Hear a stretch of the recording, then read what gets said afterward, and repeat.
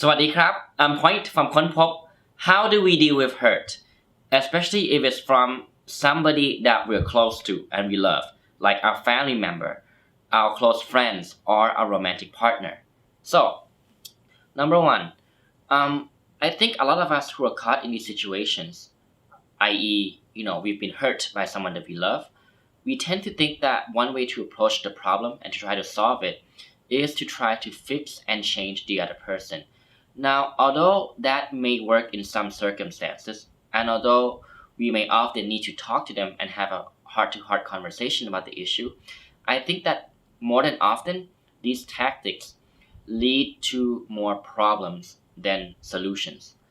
Because somebody who is an aggressor, somebody who is hurting you, oftentimes their ego is so skewed that they simply cannot admit and accept that they were the wrongdoer, that they cannot admit that they've hurt somebody else, right? And therefore they must be in denial. They must deceive themselves into believing that false reality that they've told themselves. So you can see how already it's going to be hard to expect an apology from them. Oftentimes when you approach these people, they'll even lash out at you again. They'll say hurtful things even more, or they'll just shrug it off and say why are you being so sensitive? That was my intention. Something like that, which could be hurtful, especially if you approach them expecting some form of understanding from them.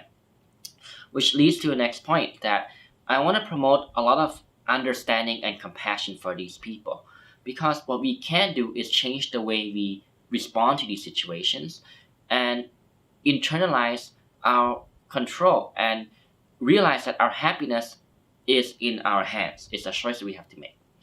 So to continue, you have to understand that the ability of an individual to take responsibility for his or her actions and wrongdoings is directly related to how much self-love and self-compassion and self-respect and self-esteem they actually have. It has nothing to do with how much they love you. I really want to emphasize this point because I think that's where a lot of us don't realize and a lot of us overlook this problem. For example, say that dad hurt you, or sister or brother hurt you, or somebody who you're very close to hurt you, right? You often think that, oh my god, I've spoke my heart out and they still haven't done anything to show that they're trying to improve themselves. Do they not love me at all? And I can totally get that. I can totally see why you would think that way. I can totally see why one would feel even more hurt by that, thinking that because they don't try to take responsibility and help solve the problem, it means that they don't love you, right? But actually, again, I want to emphasize that you have to understand that the ability for somebody to take responsibility for their actions and their wrongdoings speaks everything about them as an individual. It speaks about how much self-love they have for themselves, how much respect they have for themselves, and how much self-esteem they have. It has nothing to do with how much they love you. That's really important to say, because I think a lot of people got it the other way around. Okay, so the next point is, as I've said before, that a lot of these behaviors, they stem from some form of insecurity, fear, and the aggressors themselves, if you really get to the bottom of it, oftentimes they feel unlovable and they feel unworthy. And that's actually a really sad and unfortunate place to be in.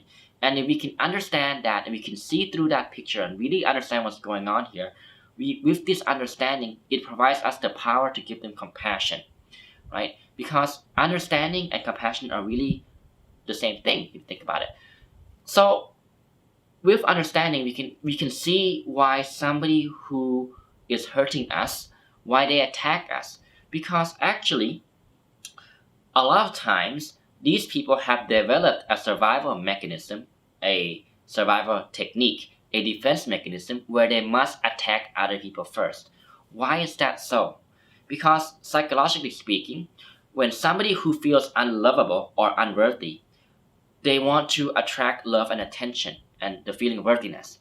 And because they can't get that from other people, whether or not they try to behave nicely or change themselves, or whether or not it's because they're negative or other reasons, because they can't get that love or understanding and worthiness, those feelings, they must attack other people because attacking other people is a way to reduce other people's values and self-worth. It reduces the other person's value and worth as a way to uplift their own. So you see the mechanism here. You attack other people. These aggressors attack other people first, such as belittling them, judging them, criticizing them, ridiculing them, making fun of them, being negative to them, saying hurtful things, you name it. They do these things as a way to protect themselves. It's a defense mechanism. They're trying to reduce the other person's value so that they can uplift their own value, because they don't understand any other way to get love and worthiness and acceptance from other people. And that's actually a really sad and unfortunate place to be in, if you can really see through the picture and understand what's going on here. At the same time, these people who behave these ways, they become a self-fulfilling prophecy. Because why? When you attack other people, when you become negative, you're alienating yourself away from everybody else. Who's going to want to engage with you? Who's going to want to talk to you nicely, right? And when you alienate yourself, it becomes a self-fulfilling prophecy, because you as the aggressor, as the attacker, now say to yourself, you see, I was right. Nobody loves me. Nobody thinks I'm worthy. Nobody wants to be my friend. Nobody wants to be with me. So it actually perpetuates their bad behavior, because they don't know any other way. It's their defense mechanism, as I just said. They must behave in the same way and make it worse, attack other people again. Right? So we gotta recognize this mechanism. We gotta recognize these tactics, because recognition leads to understanding and compassion, which leads to another tactic that they have is guilt tripping and bringing up the past. I'm sure a lot of us are familiar with this. These aggressors and these people who hurt us, oftentimes unintentionally, like to play the game of guilt tripping and bringing up the past, because it's their way to push the responsibility on you, even though that past or that guilt that they're trying to play has nothing to do with the context of the current conflict. We gotta see through these pictures. We gotta see through the illusion. So bring back to the first point, that oftentimes we think that the best way to solve these problems is to try to fix the other person, try to change them. Again, that's often not the best way to go. Yes, indeed, oftentimes in these conflicts, we have to be prepared to engage with them and talk with them, have an open heart-to-heart conversation to solve the issue. But when you get ready to approach them, enter the situation and approach by reducing your expectations to zero. Why is that so? Again, as I said in the beginning, these people, their egos are so skewed. So imagine you expect an apology from them. Imagine if you expect that, look, I've thought this through, I've summoned the courage to talk to them. It was hard for me to do so, but I talked to them, I told them how I feel. They must understand how I feel. They must be apologetic, and they should probably apologize to me. But what if they don't? For reasons that I said in the beginning. How are you going to handle that rejection? Or what if they deny you or deny themselves and lash out at you again? How are you going to handle that if you have high expectations? It's going to lead to more hurt. So enter the situation, hope for the best, but expect nothing, right? So on a practical level, what can we do, right? First, we have to recognize what the offense is for, right? Why are they offending you, whether it's unintentional or intentional? See where these things are coming from, right? And if it's intentional, for example, because maybe in their view, they think you're part of the problem. So ask yourself, are you part of the problem? Did you do something to contribute to them feeling hostile towards you? For example, maybe you thought you were close friends or close family members and you're just making some jokes towards them that you thought were harmless or cute, but they didn't see it that way. So they felt hurt by that, and that bottled up, and now they're reacting to you. If you do realize this and you accept this, hey, guess what? Sometimes being the first to apologize, that's a great job in diffusing the tension and coming to a mutual understanding and mutual solution. Which leads to the next point again, that when you are ready to confront them and talk to them, be ready to give up the need to be right. Give up the need to be right. Give up the need to defend yourself. I know this is so much easier said than done, and it requires so much patience. Because a lot of times, if we've been hurt, we want to defend ourselves and we want to be right. But if you play this game, guess what? They're gonna play the same card too. And the moment it becomes about defending yourself, they're gonna defend themselves. You wanna win, they're gonna wanna win, and it's gonna evolve into an even worse argument. So be mindful of that and exercise all the patience that you have. You need to be ready for this one. Which leads to the important key of the communication dynamic. What we're trying to do when we engage with them and talk to them about the situation is we're trying to have a constructive dialogue, constructive communication. We're trying to build a bridge. Think of it as a bridge building game. You want to build a bridge to find common ground. How do you do that? First, let them express themselves. Because when you let them express themselves, you let them tell you how they feel, it does a great job in diffusing tension. And when you let them express themselves without applying judgment, you let them feel safe psychologically, and you let them feel that you're trying to work together with them to reach a mutual understanding and a solution to the problem. And this really becomes constructive, is finding a way to solve the problem constructively. And also be sure that when you communicate, that you don't come off as judgmental or critical, or you don't want to demonize that person. Again, let them express themselves. Just because they're expressing how they feel does not mean you need to agree with them. The point of getting them to express themselves is to diffuse the tension and build trust and bridge building, right? The moment you accidentally, or because you're in the heat of the moment you start to demonize them, the moment you start to judge them, the moment you start to point fingers at them and say that they're wrong, you're only making the situation worse. So you need to make them feel psychologically safe, and that you want to work together to find a common solution, a common ground.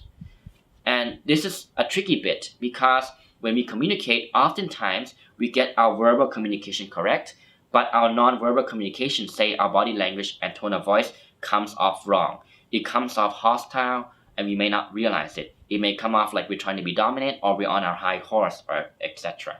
And so you gotta really be careful to watch out for that, because if that's the case, it's gonna cause more problems, and it's gonna lead to more hostility rather than to diffuse the situation.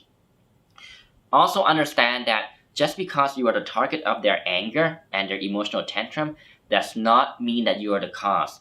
This is important distinction to make, because it lets us see the picture more clearly, and when we see the picture more clearly, it doesn't become personal. We're able to understand the situation more objectively. And when we can see that we're not the target, when we see that even though we are the target of their anger, we are often not the cause of their anger. These people, because they bottle up their emotions and they don't know how to control and release these emotional tantrums or release these angers, sometimes it seems like you're the direct target and that you're the cause of it. You gotta see through the picture again, right? Having said that, the key here is you have to protect yourself. That's the number one priority. Your security, both physical and psychological, security and personal safety is the number one priority. So you have to be ready to draw the line that they can't cross, right? And be ready to end the dialogue or end the argument if it's gonna seem to evolve worse, or that you're not ready for it, right? Again, when you engage them, you have to be really ready to engage them, and that summons a lot of patience from your end, a lot of courage, and a lot of compassion, right? So what is the key take from this? The key take from this message is that just because somebody is hurting you does not mean that they need to rob you of your happiness. That's really important. What this means is that our happiness and our sense of self-worth and self-value does not depend on other people. It depends on ourselves. We have to see through the picture that because somebody is hurting you, especially if it's unintentional, it doesn't mean that we need to be unhappy and that we need to take that as a confirmation to reduce our sense of self, our self-value. That is the choice that you have and you can make at the end of the day. That power lies in you. And that's really important to emphasize. So again, just because somebody is hurting you doesn't mean that they need to rob you of your personal happiness and sense of self-worth. That's your choice, and that has to do with being internally grounded. Right? When you deal with these situations, it requires a lot of courage and compassion, and that comes from being internally grounded. Seeing that your values, come from your internal processes. It comes from your sense of self. So work on that. Other key tips that I want to mention before ending is, I think one way to look at these situations is that they are an opportunity for you to grow on an individual level. How do you take this as an opportunity to grow? With the growth mindset, you take the situation and act as if it's a mirror to reflect for yourself. Let the other person's flaws be a teacher for you about what not to do, how not to behave towards someone that you love. Say, I really learned a valuable lesson for myself here, that the way that that person is treating me is something that I really gotta be careful not to do to anybody else, because I know how hurtful it can be to other people. Another way to look at it is through the comedic lens. Try to look at it with a sense of humor. Look at it with a sense of humor, with a sense of comedy. I'm not saying to look for the funny part, to laugh and joke at them. That's gonna make things worse. But when you look at it with a comedic sense, and look at it with a sense of humor, right? You take the situation more lightly. You don't take life too seriously, and that frees you more up. It frees you with more energy to tackle the issue and to look for a solution and to not take it personally. So I think these are the keys again. To end again, just as I just mentioned, just because somebody is hurting you, it speaks nothing about your personal sense of worth and also your happiness. That is a decision that you have the power to make. That's up to you. All right, all the best. I know this is very hard to do. It's a lot easier said than done.